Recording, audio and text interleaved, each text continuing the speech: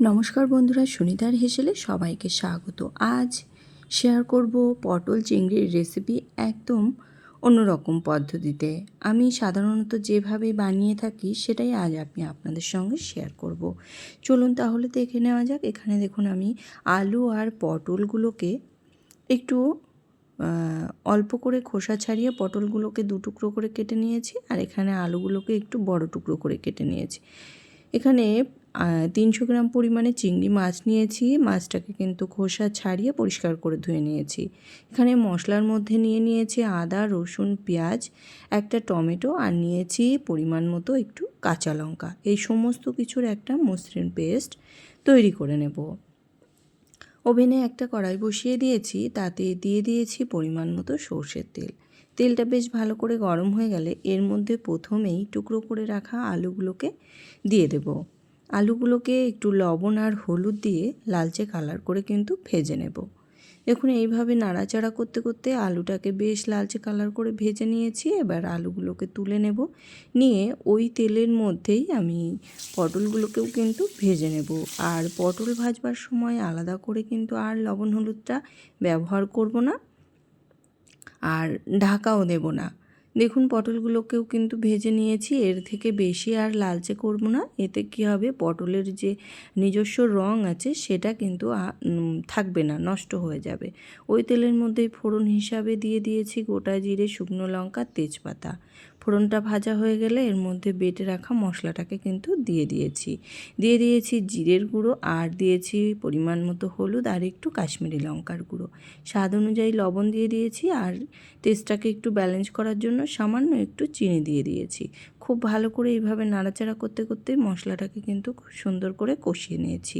মশলা থেকে যখন তেলটা ছাড়তে শুরু করবে তখনই এর মধ্যে পরিষ্কার করে ধুয়ে রাখা চিংড়ি মাছগুলোকে দিয়ে দিতে হবে। চিংড়ি মাছগুলোকে দিয়ে আমি ওই 2 থেকে 3 মিনিট মতো একটু কষিয়ে নেব মশলার সঙ্গে। এর পরেই দিয়ে দেব ভেজে রাখা আলু আর পটলগুলো। আলু আর পটলগুলো দিয়ে বেশ আরও 4 থেকে 5 মিনিট মতো সময় নিয়ে মশলার সঙ্গে কিন্তু সমস্ত কিছু কষিয়ে নেব। দেখুন এখানে খুব সুন্দরভাবেই কিন্তু প্রায় 5 মিনিট সময় ধরে মশলার সঙ্গে আলু, পটল আর চিংড়ি মাছটাকে কষিয়ে নিয়েছি। এবার দিয়ে দিয়েছি পরিমাণ মতো জল।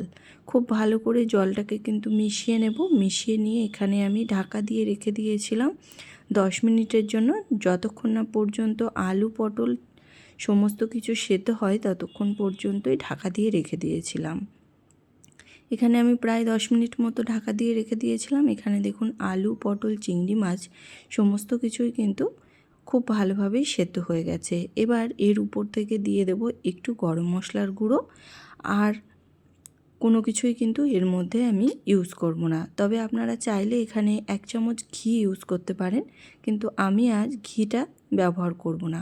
খুব ভালো করে গরম মশলাটা দেওয়ার পরে মিশিয়ে নিয়ে আরও কিন্তু একদম লো আছে 2 থেকে 3 মিনিট একটু ফুটিয়ে নিলেই তৈরি হয়ে গেল আমাদের ঘরোয়া পদ্ধতিতে পটল চিংড়ি। এইভাবে একবার বানিয়ে খেয়ে দেখতে পারেন বন্ধুরা, অসম্ভব সুন্দর লাগে খেতে। অল্প মশলায় কিন্তু এই পটল চিংড়ি গরম ভাতের সঙ্গে খেতে ভীষণ লাগে, ভীষণ ভালো লাগে। আমি একটু ঝোল ঝোল করেই রেখে দিয়েছি, তবে আপনারা চাইলে কিন্তু এর থেকে আরেকটু গ্রেভিটাকে একটু শুকনো করতে পারেন। কেমন লাগলো অবশ্যই কিন্তু কমেন্ট করে জানাবেন। ভালো লাগলে একটা লাইক করবেন, আর সাবস্ক্রাইব করে পাশে থাকার অনুরোধ রইল।